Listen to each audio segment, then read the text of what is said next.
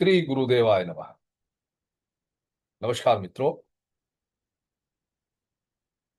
प्रथम शैलपुत्री च द्वितीय ब्रह्मचारिणी, तृतीयम चंद्र घंटेति कुसुमांडेति चतुर्थकम, पंचम स्कंद मातेति, षष्ठम कात्यायनीति च, सप्तमम कालरात्रीति महागौरीरिति चाष्टमम, नवम सिद्धिदात्री च नवदुर्गा प्रकीर्तिता, उक्तानि एतानि नामानि ब्रह्मणेव महात्मना। दुर्गा सप्तपति दुर्गा सप्तसती ग्रंथ के अंदर देवी कवच स्रोत में इस श्लोक का वर्णन मिलता है। क्यों कहा गया है ऐसा श्लोक? उसका कोई तो रीजन होगा। यह श्लोक इसीलिए कहा गया कि प्रथम जो पूजा है वो मां शैलपुत्री की होती है, और इसी क्रम में फिर नव दुर्गा की पूजा होती है, यानी कि मां दुर्गा के 9 रूपों की पूजा होती है, जिसमें प्रथम शैलपुत्री और जो नवा रूप है यानी कि नाइन्थ वह जो रूप है वो है सिद्धिदात्री। अद्भुत है दोस्तों, ये 9 रूप जो मां के कहे गए हैं, इन्हीं 9 रूपों को एक साथ जोड़ करके नवरात्रि, यानी कि जिसको हम नवरात्र भी कहते हैं या नवरात्रि पर्व भी कहते हैं, उसको मनाया जाता है। उस समय पर विधि विधान से सभी प्रकार से स्वच्छ होकर निर्मल होकर के मां देवी की स्तुति की जाती है, उनकी पूजा की जाती है। कितनी बार की जाती है एक साल में? तो जो हिंदू पंचांग है हमारे, उनके अनुसार एक साल में 4 बार नवरात्रि आती है। लेकिन यह भी अद्भुत बात है कि हम साल में 2 बार ही नवरात्रि को मनाते हैं। क्यों मनाते हैं? क्योंकि इनको प्रकट नवरात्रि कहा जाता है। कब आती है? एक बार वसंत ऋतु पर आती है, जिसको चैत्र नवरात्रि कहा जाता है। हिंदू नववर्ष की शुरुआत होती है चैत्र माह के शुक्ल पक्ष की प्रतिपदा से नवमी तक नवरात्रि का त्योहार मनाया जाता है, और इसको बड़ी रामनवमी भी कहते हैं। 2 चीजें हैं, दोनों ही नवरात्रि के अंत में 2 महत्वपूर्ण दिन या महत्वपूर्ण पर्व मनाए जाते हैं। चैत्र नवरात्रि, जिसको बड़ी नवरात्रि भी कहा जाता है, उस नवरात्रि के अंत पर राम नवमी का पर्व मनाया जाता है। दूसरी जो प्रकट नवरात्रि होती है वो होती है शारदीय नवरात्र, जो अभी इसी माह में, इसी मंथ में जो है स्टार्ट होगी। इसको पंचांग के अनुसार अश्विन माह के शुक्ल पक्ष से स्टार्ट किया जाता है, शुक्ल पक्ष में आते, छोटी नवरात्रि भी कहते हैं। लेकिन उसके बावजूद भी सबसे प्रचलित नवरात्रि है। इसके पीछे की कथाएं हैं, कुछ कहानियां जुड़ी हैं। जो मुख्यतः जो कहानी है वो भगवान श्री राम से जुड़ी है इस नवरात्र को लेकर के। जो बड़े नवरात्र हैं उनके अंदर भी भगवान राम से ही लेकर के कहानी जुड़ी है, उसके अलावा भी और कहानियां हैं। लेकिन जैसा मैंने प्रकट नवरात्रि का जो पहला नवरात्र था चैत्र नवरात्र, उसमें बताया कि अंत पर रामनवमी का पर्व मनाया जाता है, उसी प्रकार ये जो शारदीय नवरात्रि अब जो शुरू होगी, इसके अंत पर दशहरे का पर्व मनाया जाता है, यानी कि जिसको हम विजयदशमी भी कहते हैं, वो पर्व मनाया जाता है। ये 2 नवरात्र जो हैं वो प्रकट नवरात्र कहे जाते हैं। 2 नवरात्र होते हैं जो गुप्त नवरात्र कहे जाते हैं। गुप्त नवरात्र माघ नवरात्र में माघ में एक माघ महीने में आता है, वो भी माघ महीने के शुक्ल पक्ष में आता है, और एक आषाढ़ में शुक्ल पक्ष में आता है। इन दोनों में अंतर क्या है, प्रकट नवरात्र और गुप्त नवरात्र? प्रकट नवरात्र जो है वो, चाहे वो गृहस्थ आश्रम में हो या किसी भी आश्रम में हो, वो सभी इस समय पर मां दुर्गा या मां के जो 9 रूप हैं उनकी पूजा करते हैं, उनकी आराधना करते हैं, उनसे शक्ति का आह्वान करते हैं, और अपनी सभी मनोकामनाएं पूर्ण करने के लिए प्रार्थना करते हैं। लेकिन जो गुप्त नवरात्रि होते हैं, इनमें स्पेशल शक्तियों का आह्वान किया जाता है। और जो आषाढ़ की नवरात्रि होती है, उसमें जो तामसिक शक्तियां होती हैं उनके लिए आह्वान किया जाता है। इसलिए जो पारिवारिक या गृहस्थ आश्रम में जो लोग जीवन जी रहे हैं, उनके लिए इन नवरात्रों को वैधता नहीं दी जाती है। इन नवरात्रों को मनाने से मना किया है। जो नवरात्र अभी हमारे आ रहे हैं, जो 22 तारीख से शुरू होंगे, हर वर्ष जो है माँ दुर्गा एक नई सवारी पर आती हैं। तो अब की बार जो है माँ दुर्गा वो गज पर विराजमान होकर के आ रही हैं, जैसे कि मेरे पीछे चित्र में आप देख भी पा रहे हैं। तो ऐसा शास्त्रों में वर्णित है कि जब माँ गज पर सवार होकर आती है, तो हर व्यक्ति को जो माँ की साधना करता है, माँ की पूजा करता है विधि विधान से, अभी क्योंकि हमारे नवरात्र आ रहे हैं, माँ दुर्गे गज पर सवार होकर के आ रही हैं, तो अद्भुत समय है।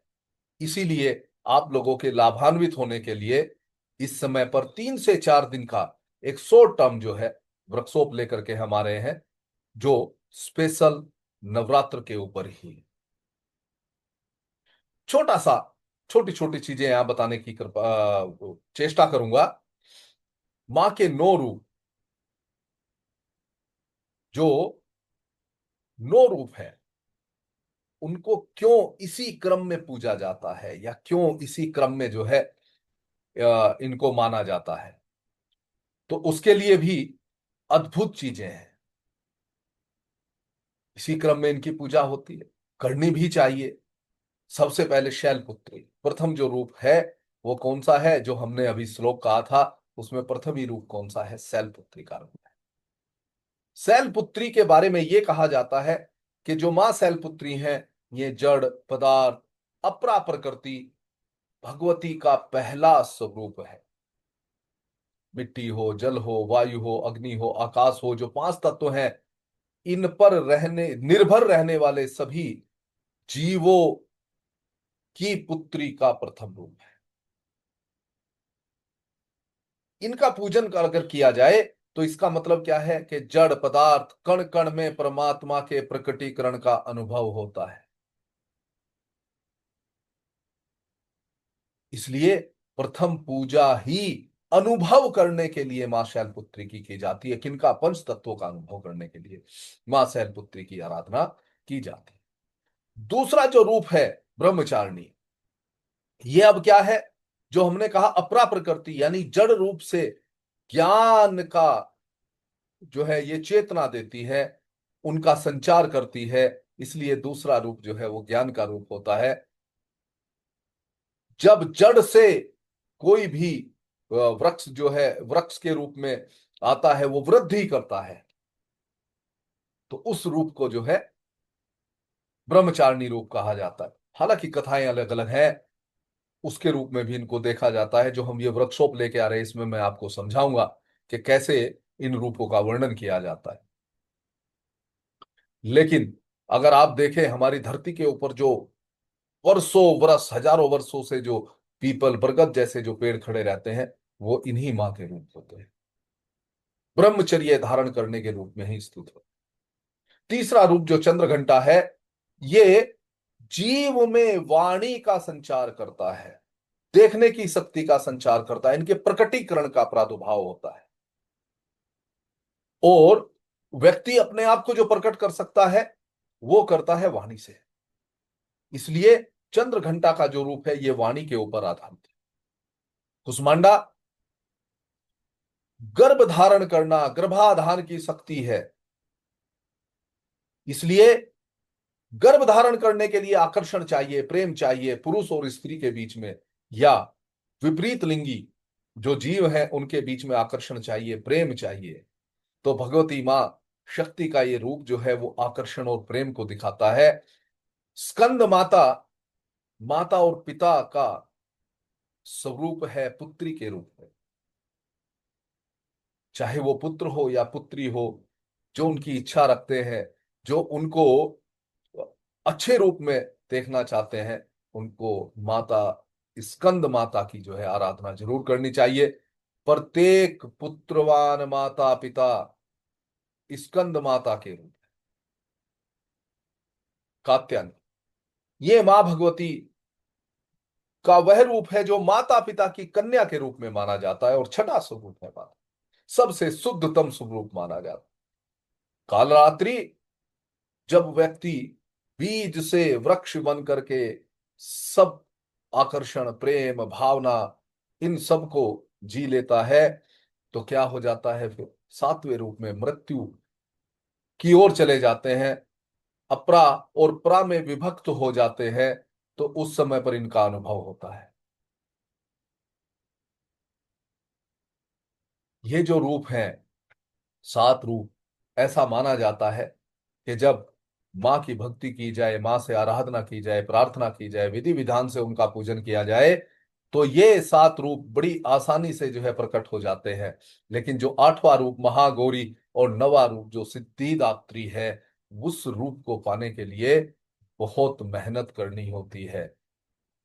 तो न आठवां रूप क्या है? महागौरी, कालिक से पूर्णिमा की ओर या अंधेरे से प्रकाश की ओर ले जाने का ये रूप परम शुद्ध, परम पवित्र रूप है। तो व्यक्ति को तमाम जो जीवन अपना वो जीता है, उनसे बाहर निकल करके अपने शुद्धतम रूप में जब आ जाता है, तभी महागौरी का उनको दर्शन हो सकता है। और सिद्धिदात्री, जिसका नाम ही है सिद्धि देने वाली, नवम रूप है, नौवा रूप है सिद्धिदात्री, ज्ञान, बोध, ब्रह्म ज्ञान का स्वरूप है, जो जन्मों जन्म की साधना से प्राप्त किया जा सकता है। ऐसा कहा जाता है कि ये जो शक्ति है स्वयं शिव हो जाती है, पार्वती जी स्वयं शंकर हो जाती है, राधा स्वयं कृष्ण हो जाती है, यानी आत्मा अर्थात जीवात्मा अपनी परम स्थिति में पहुंच जाती है। तो इस प्रकार से ये नौ रूप हैं जो बताए गए हैं, इनकी ही पूजा जो है हम आ, इस दौरान करते हैं। अगर मैं और विस्तृत थोड़ा सा जाऊं, तो हर माँ का जो रूप है, नौ के नौ रूप है, वो राशियों से भी संबंधित है। जब हम ज्योतिष की ओर इनको लेकर के जाते हैं, ये प्लेनेट से भी संबंधित है, नक्षत्रों से भी संबंधित है। तो कोर्स में मैं आपको सिखाऊंगा, आपको बताऊंगा कि इन्हीं 9 दिन में कैसे हम राशियों के अनुसार भी उपाय कर सकते हैं, कैसे हम ग्रहों के अनुसार अलग अलग उपाय कर सकते हैं, कैसे हम नक्षत्रों के अनुसार उपाय करेंगे, और जो कुछ डिजायर्स हमारे जीवन की हैं, चाहे वो सुख सुविधा हो, चाहे घर में सुख शांति हो, पॉजिटिव एनर्जी का जनरेशन हो, चाहे वो कर्म को लेकर के यानी प्रोफेशन को लेकर के, नौकरी को लेकर के, व्यवसाय में आने वाली समस्याओं का निदान हो, उन सब के निदान के लिए भी कैसे हम माँ की आराधना करके, माँ की पूजा करके या कुछ उपाय करके कैसे उनको जो है अच्छा कर सकते हैं। साथ ही साथ वो कौन से यंत्र हैं जो इन 9 दिन के लिए अगर स्थापित किए जाए, उनको सिद्ध किए जाए, तो जीवन में कैसे परिवर्तन देते हैं। जैसे सिद्धि पहला जो यंत्र होता है वो श्री यंत्र होता है, दूसरा महालक्ष्मी यंत्र है, और तीसरा जो नवग्रह यंत्र है, यानी कि 9 के 9 ग्रहों को जो है पॉजिटिव करने के लिए इन यंत्रों को स्थापित किया जाता है और इनकी आराधना की जाती है, इनकी पूजा की जाती है। वो कैसे की जाती है उसके बारे में भी हम विस्तृत चर्चा करें। लेकिन अगर मैं एक अलग परिप्रेक्ष्य में जाऊं, तो यही 9 के 9 रूप आयुर्वेद से भी कनेक्ट किए गए हैं। ऐसा माना जाता है, यह कहा जाता है कि ब्रह्मा जी के दुर्गा कवच में जो 9 दुर्गे हैं, उनकी 9 विशिष्ट औषधियां हैं या आयुर्वेदिक औषधियां हैं। अगर इनका भी प्रयोग हम अपने जीवन में करें, तो जो हर दुर्गा के स्वरूप से हमें प्राप्त होना है, वो बड़ी आसानी से प्राप्त हो जाता है।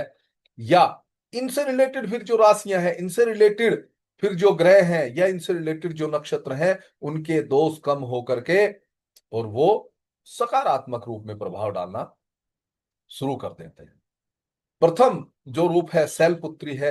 शैलपुत्री को हरड़ के रूप में देखा जाता है। हरड़ जो हम त्रिफला यूज करते हैं, हरड़, बेहड़ा, आंवला, उसमें से जो एक सामग्री है या आयुर्वेदिक सामग्री है वो है हरड़। इसके रूप में माँ शैलपुत्री जी को देखा जाता है, कई रोगों के अंदर काम आती है। त्रिफला यानी कि वात पित्त कफ जो त्रिदोष हैं, अगर इनको कोई हरण कर सकता है तो वो त्रिफला है। इसके अलावा कोई औषधि ऐसी कोई मिश्रण नहीं है कि एक साथ तीनों, वात पित्त और कफ तीनों के ऊपर जो है वो पॉजिटिव असर डाल सकता। तो मां शैलपुत्री जो है वो हरण उनकी औषधि माना जाता है। इसका प्रयोग किया जाए तो भी जीवन से जो है कई प्रकार के कष्ट जो है वो दूर हो जाते हैं। दूसरी होती है ब्रह्मचारिणी माँ का जो स्वरूप है, ब्रह्मी, यानी ब्राह्मी भी कहते हैं, ब्रह्मी भी कहते हैं। और ब्रह्मी के बारे में अगर कहा जाए, एक ऐसी औषधि है, एक ऐसी आयुर्वेदिक औषधि है जो याददाश्त को बढ़ाती है, स्मरण शक्ति को बढ़ाती है, साथ ही साथ जो ब्लड के अंदर रक्त विकार है, खून से संबंधित जो विकार होते हैं उनको अच्छा करती है। उसके अलावा वाणी के ऊपर बहुत मधुर प्रभाव डालती है, इसलिए ब्रह्मी जी को सरस्वती भी कहा जाता है। तीसरा स्वरूप चंद्र घंटा। चंदूशूर एक औषधि होती है, धनिये के जैसा, जैसा हमारा धनिया होता है उसका जो पौधा होता है उसी के प्रकार से ये घास जैसा पौधा होता है। इसके बारे में कहा जाता है कि ये मोटापे को हर लेता है। इसीलिए इसका दूसरा नाम अगर आयुर्वेद की किताबों में आप देखेंगे, चर्महंती भी इसको कहा जाता है। कुष्मांडा, मां कुष्मांडा का जो रूप है पेठा, इसीलिए जो पेठा जो फल है जो मिठाई के रूप में हम खाते हैं वो भी मां को अर्पित किया जाता है। जो मिठाई बनती है पेठा वो भी शरीर के लिए बहुत अच्छी होती है। आयुर्वेद में इसके बहुत सारे वर्णन है। इसको कुम्हड़ा भी कहा जाता है। ये भी रक्त के विकार को दूर करने वाली होती है, पेट को ठंडा रखती है, पेट को साफ रखती है। खास करके जो मानसिक रोग होते हैं उनके लिए अमृत के समान होती है। स्कंद माता को अलसी से जोड़ करके देखा जाता है, ये भी वात पित्त कफ रोग को होती है। कात्यानी, कात्यानी जो माँ है, आयुर्वेद में इन्हें कई रूप में देखा जाता है। अंबा, अंबालिका, अंबिका, जो हम मंत्रों में भी करते हैं, हे अंबे अंबालिका अंबिका, इनका हम वर्णन, इनका उच्चारण करते हैं, वो कात्यायनी माँ का ही रूप है। इसको मोइया भी कहते हैं। ये गले का जो रोग होती है, पित्त और कफ का जो रोग होता है उसका निदान करती है। सातवां जो रूप है कालरात्रि, नागदोन औषधि के रूप में देखा जाता है। यह भी लाभकारी है मस्तिष्क के लिए, मन के लिए, जिनका मन स्थिर नहीं रहता है, अगर वो नागदोन का आयुर्वेदिक जो सजेशंस है, आयुर्वेदिक के जो नियम है उनके अनुसार अगर इनका प्रयोग करेंगे तो ये विकार जरूर दूर होते हैं। तुलसी जी, आठवां रूप महागौरी। तुलसी जी के बारे में तो अद्भुत ही रिसर्च है, अद्भुत सारी चीजें हैं, तो उनके बारे में तो बहुत वर्णन है। तुलसी जी के भी कई रूप हैं। सफेद तुलसी होती है, काली तुलसी होती है, मरुता, ढौना, कुढेरक, अर्जक, सठपत्र, ये सब रक्त को साफ करने का काम करती है। और वो तुलसा जी के बारे में अगर आप पुराने समय से देखते हैं तो ये कहा जाता है कि जहां तुलसी जी का पौधा होता है उससे 7-8 मीटर के अंदर कोई कीटाणु, विषाणु, जीवाणु ऐसा जो अनहेल्थी हो, जो हमारे ऊपर विकार पैदा करता हो, वो नहीं होता है। इससे एयर क्लीनिंग होती है।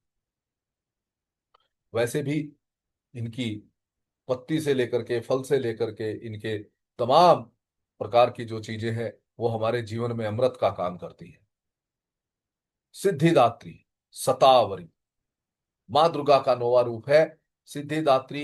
इनको नारायणी सतावरी भी कहते हैं, जो बल, बुद्धि, विवेक, इन तीनों के लिए उपयोगी।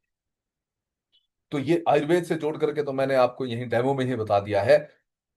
इसके अलावा राशि के अनुसार कैसे करेंगे, प्लेनेट के अनुसार कैसे करेंगे, नक्षत्र के अनुसार कैसे करेंगे, और यंत्रों को कैसे हम सिद्ध करेंगे, साथ ही साथ जो अभिष्ट उपाय हैं उनका प्रयोग हम कैसे।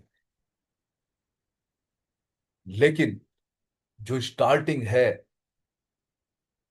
कब से नवरात्र शुरू हो रहे हैं, इसके पीछे की पौराणिक कथाएं क्या है, शास्त्रीय क्या कथाएं क्या है, या कहां से एविडेंस मिलते हैं, जैसे हम गुप्त नवरात्र और प्रकट नवरात्र की बात करते हैं, इसके साथ साथ कौन सा मुहूर्त है, कौन सा दिन है जहां से नवरात्र शुरू होंगे, और उसमें भी कौन सा मुहूर्त है जब कलश स्थापना की जाती है। क्योंकि नवरात्र में कलश स्थापना का विधान है, कलश की स्थापना की जाती है, साथ ही साथ अखंड ज्योत जलाई जाती है।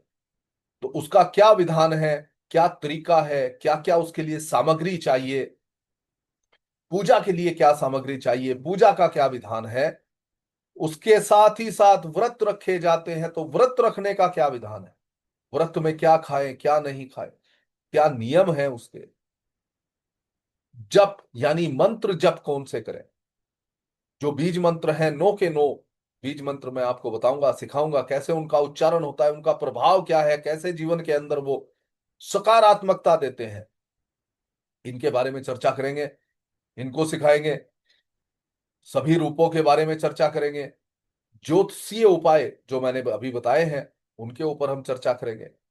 तो इस प्रकार इस 3 से 4 दिन के अंदर मैं आपको नव दुर्गा का जो ये पर्व है इसमें हमें क्या क्या करना चाहिए, क्या क्या नहीं करना चाहिए, किस प्रकार मां दुर्गा का आशीर्वाद हमारे जीवन में आए, हमारे जीवन से सभी कष्ट, रोग, दोष, संताप का हरण मां कर ले, और आप सभी के जीवन में सिर्फ प्रकाश ही हो, पॉजिटिविटी हो, धन हो, धान्य हो, मान हो, सम्मान हो, इन सब का ही आगमन आए, यही आपके जीवन में चारों ओर रहे। इस पर हम 3 से 4 दिन में चर्चा करेंगे। संस्थान तैयार है आप लोगों को पढ़ाने के लिए। आप लोग फटाफट से रजिस्ट्रेशन कीजिए, एडमिशन लीजिए, जिससे कि ये वर्कशॉप नवरात्र शुरू होने से 2 दिन पहले हम समाप्त कर ले, इसलिए समय थोड़ा कम है। तो आप फटाफट 2 से 3 दिन में एडमिशन ले लीजिए, जिससे कि हम इसको तुरंत स्टार्ट करें। ये एक छोटा सा डेमोस्ट्रेशन मैंने आप लोगों को दिया है, आशा है कि आपके समझ में आया होगा, और विस्तृत प्रकार से हम इसको जो है वर्कशॉप में डिस्कस करेंगे। आपने वीडियो को अंत तक देखा, इसके लिए आपका बहुत बहुत धन्यवाद है। आइए फटाफट से ज्वाइन कीजिए और आनंद लीजिए। जय श्री गुरुदेव।